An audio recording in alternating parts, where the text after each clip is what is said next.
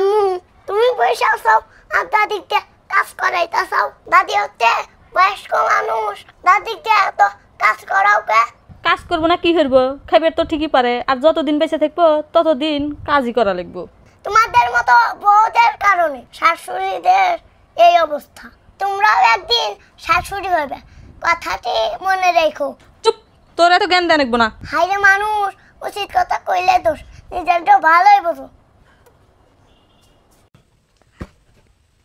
আম্মু মায়ের বাড়ি আইসা ঠিকই কাম হইতাছাও, এখন অসুখ হয় না। ও তুই বানি হিংসা হইতেছু? আমার মায়ের বাড়ি এসে আমার কাম করা যাবো না? কাম হলে কি হবো?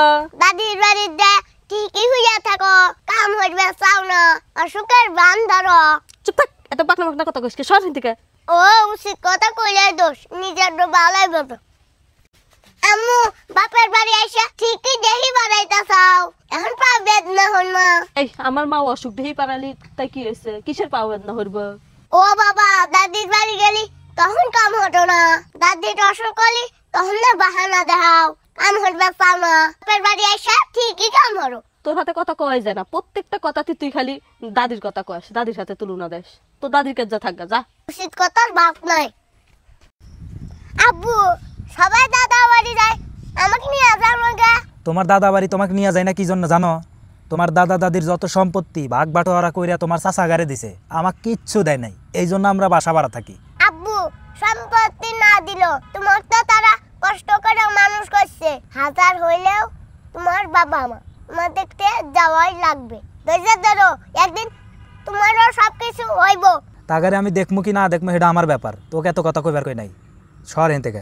বড় হইলে আমিও তোমারে দেখবো না, আর উচিত কথা কইলে দোষ, নিজের তো ভালোই বোঝো। আব্বু, আব্বু তুমি এখন কতটুকু সুস্থ একটু বলো তো? আল্লাহ সুস্থ আছি। এল্লা সুস্থ হয়েছে?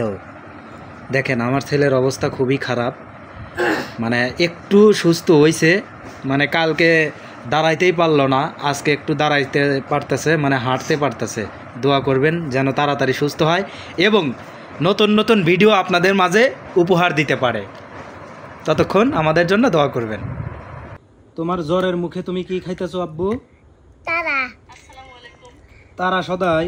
হ্যাঁ এটা কি খাইতে ভাল লাগতেছে? হ্যাঁ। এখন কি তোমার ভাল লাগতেছে একটু? আবার কি জ্বর আসতেছে?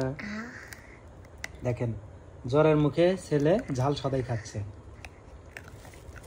আব্বু অসুস্থ থাকার কারণে আমরা ভিডিও বানাতে পারছি না। সবাই আমার আব্বুর জন্য দোয়া করবেন, আর বাবা মা থাকতে বাবা মাকে সেবা করুন।